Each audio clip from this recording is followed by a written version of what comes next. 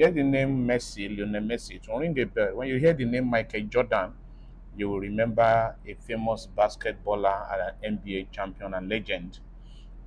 So, in of course, when you hear the name Pastor Enoch Adejari Adeboye, of course, it goes with a movement of a Redeemed Christian Church of God and a modern Pentecostal, movement. When you hear the name Bishop David Oyedepo, okay, of course, living faith, the famous preacher of faith, and of course, maybe one other thing that will cross your mind would be that the richest and the wealthiest man in the world, the man with many jets, okay. When you hear the name Apostle Joseph Ayo Babalola, it defines a movement on Christ Apostolic Church and a revival, power packed revival, in a revival movement in Nigeria in 1930. When you hear the name Apostle Moses Orimolade, of course, Cherubim and Seraphim will cross your mind as the first indigenous founded church, in Nigeria. So the question is, when your own name is mentioned, even among your cycle, what will your name define? I want us to think about that as we go on today. When your name is mentioned now, or when your name shall be mentioned in 10 years, 20 years, 30 years, 40 years' time, in fact, a century after your existence, what, what will people know you for? What will people say about you? So, it is all about leadership. In First Chronicle chapter number 11, there was this scenario about the enthronement of David onto the throne, the enthronement of David. Verse number 1 to 3. Then all the people gathered themselves to David unto Hebron, saying, Behold, we are thy bone and thy flesh. And moreover, in time past, even when Saul was king, thou wast he that leadest out and brought in Israel. And the Lord thy God said unto thee, Thou shalt feed thy people Israel, and thou shalt be ruler over my people Israel.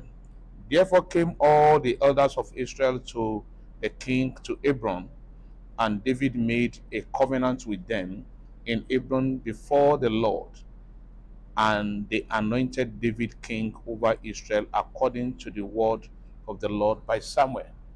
So what we notice here is that when David was not wearing the title as a king, he was already leading the people.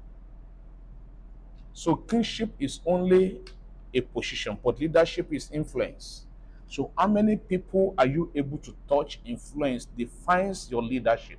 So it's not about title, it's not about the position you are holding, it is about how many people you are able to influence. So when Saul was the king, was on the throne, David was the leader of the men, of the nation. Because of his influence, was able to influence people, carry people along. He said, he brought us in and he brought us out, even while we have a king. So title does not define leadership. What defines leadership is, in this context, is influence.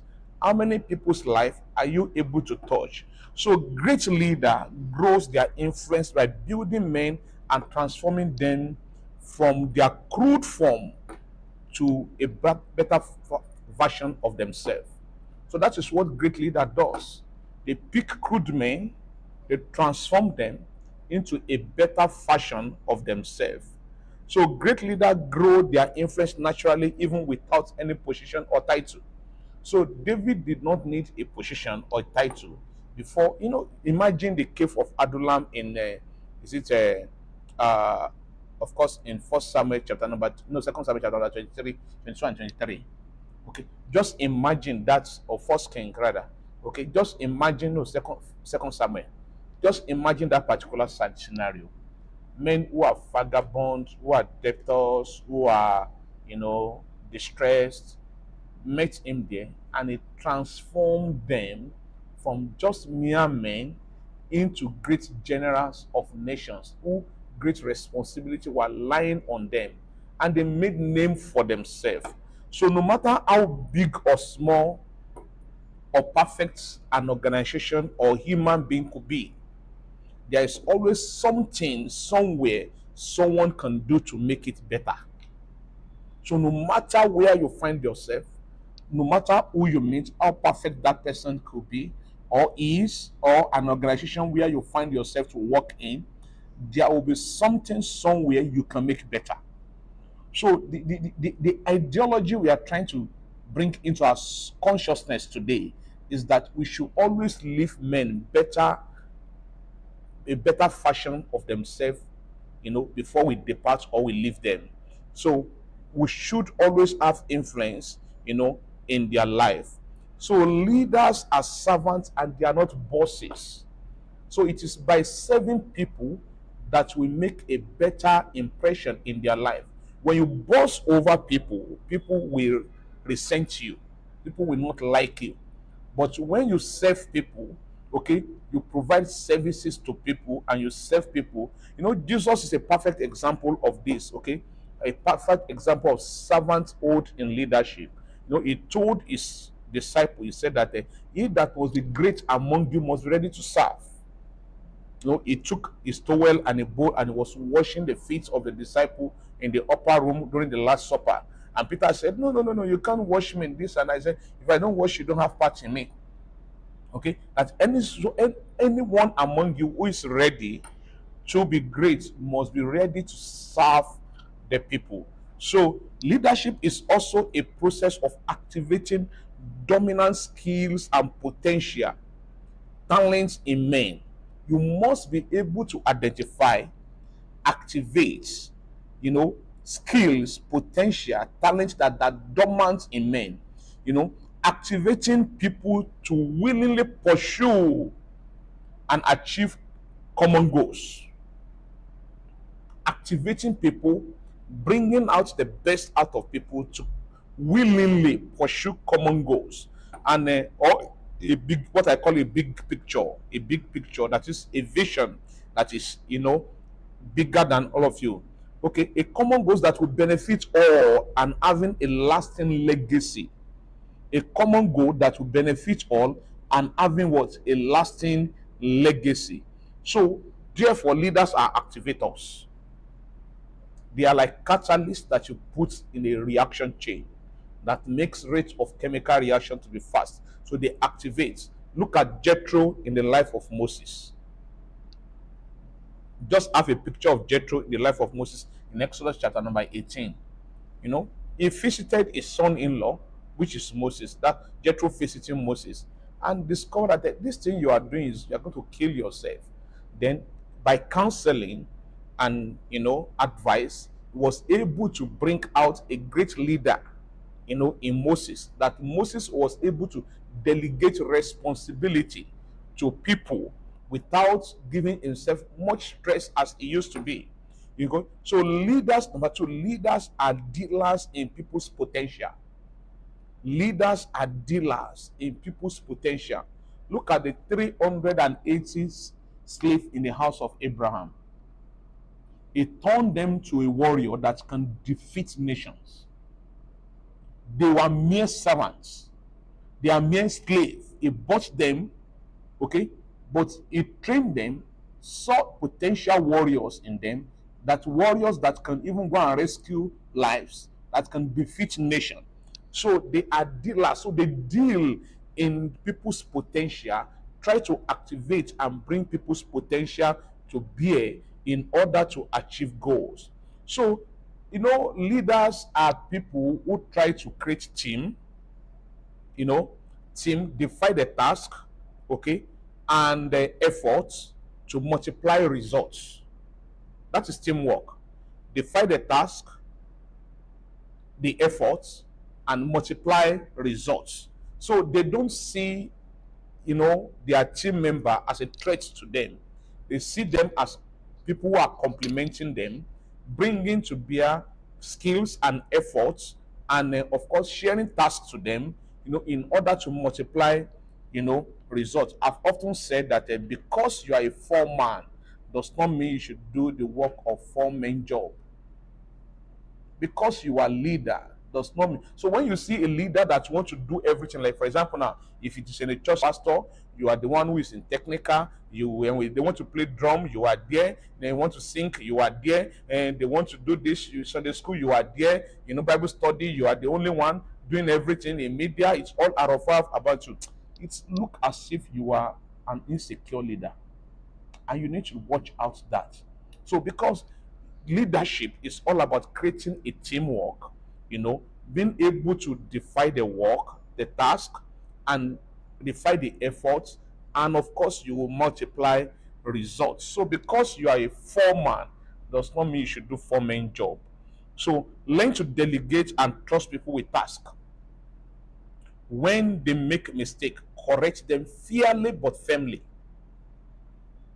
There is when you are fair and firm, as in you are fair and firm, your position is made known, strictly, but you are also fair in your correction that a mistake can be made by anybody. Okay, so I want you to understand these principles of growth today. Even as you look at leadership, the concept of leadership. If you are not bigger than the position you currently occupy, God will not promote you to a bigger position, a bigger space. So people fast and pray, even in leadership, that they want new position, but they are not bigger than the position.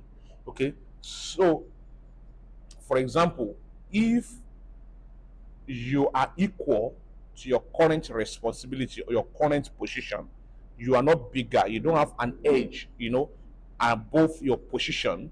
Okay, it means that one day, one time, your position will dispossess you.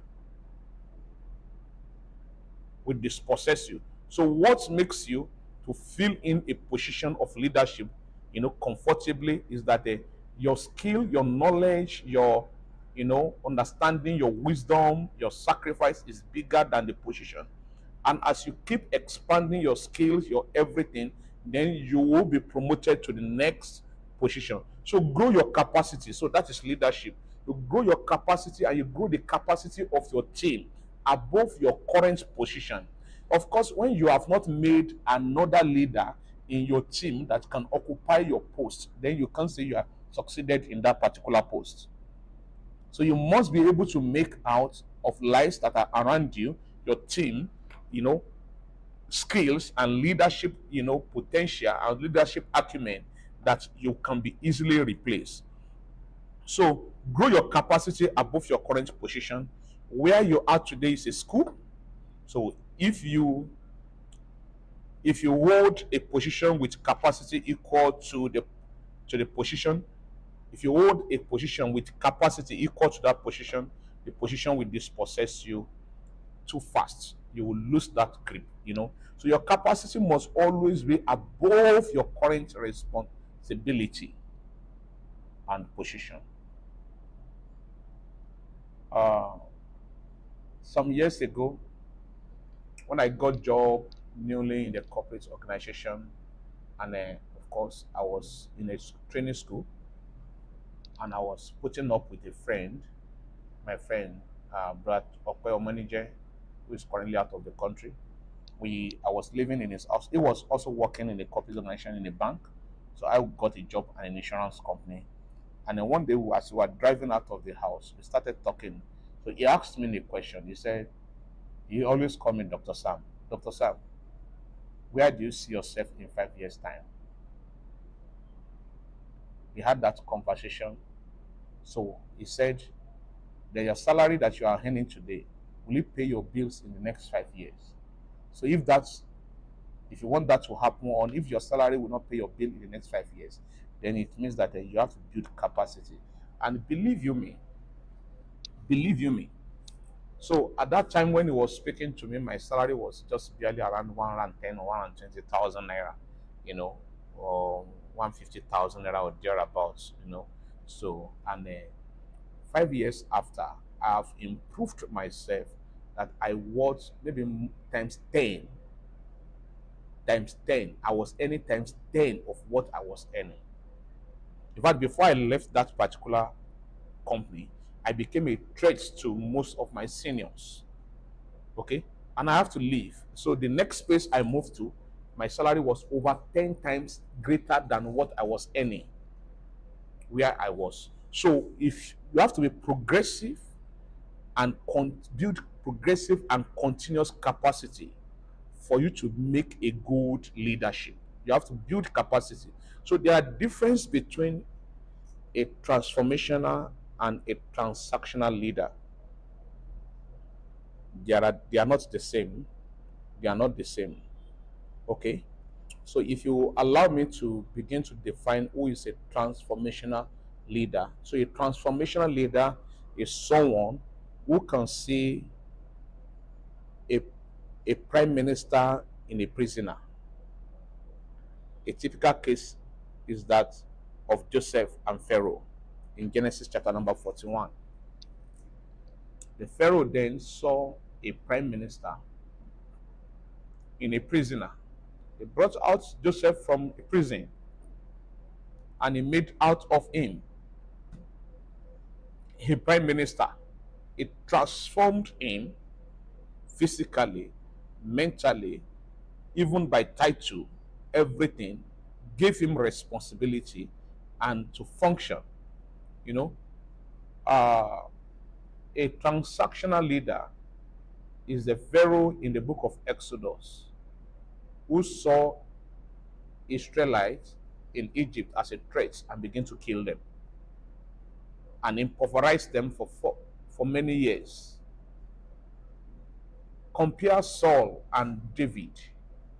Saul is a transactional leader who saw threats in David rather than a compliment in David. Now, look at David and the likes of Joab, Abishai, and the likes. That's a transformational leader who could transform distressed people, vagabond, into what they became as national leaders. So now, to drive home these points to create better consciousness in us, in the book of Judges chapter number 8, there was this story of some enemy captured by Gideon, and Gideon gave the sword to his son, and he asked his son to kill the enemy, and the guy took the sword and he could not kill the enemy. So in verse number 21, the Bible says, then Seba and Zulmana said, rise thou and fall on us, for as a man is, so is his strength. That is the word I want to use. As a man is, so is his strength. In Proverbs chapter number 23, verse number 7, the Bible says that as man thinketh in his heart, so he is. So to be a transformational leader, it starts from the heart. It's a thing of the heart. It's a thing of the mind. So a man is a product of his thinkability and meditation. So a leader is a product of his thinkability and his meditations. So the way you think in your heart, Moses sent some spies to go and spy the land flowing for honey and milk.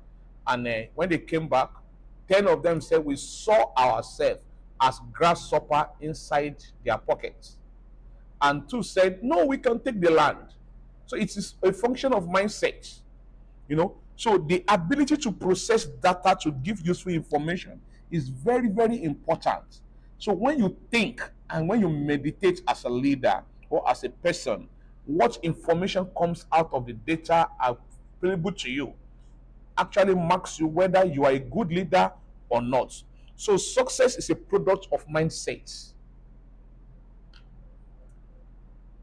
Excellence in leadership is a product of mindset. So how do you see yourself? You see yourself as a grasshopper, or you see yourself as a more bigger than the giants? Some saw themselves as grasshopper, and some saw themselves as triumph. Okay, that they can overcome the land. So a man's strength lies inside and not in the physical body and structure. So the strength of a man, the strength of a leader lies inside of him, not in his physical brute energy. People goes to gym, exercise is good bodily exercise, profits but little. Okay, that's fine. But the strength of a man actually lies inside. Have you watched this film called Jumong, the Damo Army? Okay, raised by Jumong. They are few in numbers. That is a Korean film. Okay, few in number, but they are able to conquer many other armies because of their mindsets. They have a mindset. So it is the mind of a man that makes him a leader and not his position or title. So, how much you inform your mind, how much you build your mind, how much of the quality of your meditation, the quality of your data processing, the quality of your thinking, okay, actually reflects in what you become, whether a good leader, a bad leader, a transformational leader, or a transactional leader. So in Romans chapter number 12, verse number 2, the Bible encourages us to renew our mind, that is, changing and feeding the mind with awesome ideas. So that we should renew our mind, we should build our mind. So what we put into the mind, actually determines what your mind will be. So you cannot catch the vision until you change your leadership mindset. So you cannot catch the vision of transformational leadership, being an excellent leader in covenant, until you have changed your mindset. So change of your thinking, the changing of your mindset is very, very important. So the degree of success is dependent on the rate to which your mindset is renewed.